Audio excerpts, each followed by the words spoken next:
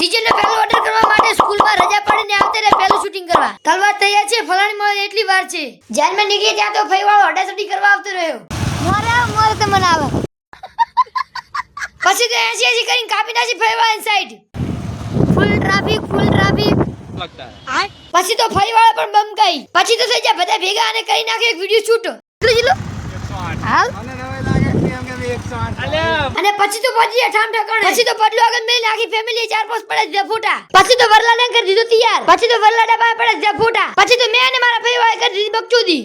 અને પછી તો પાછી જે માડું અને માડું પછી ને ભાઈને બેસ દે ખુરચી. પછી તો ભરાતી પોલી. પછી તો ભાઈને કરી નાખે તો રાતા ગમ એટલે ભાઈને થોડું લોસીને કહે જા હતા એવા. અને પછી તો બોલાવી દે ભાભીન. અને પછી તો ભાભીને પાડી દીધા બે ચાર ફોટા. અને પછી તો ભાભી બેસ દે ખુરચી.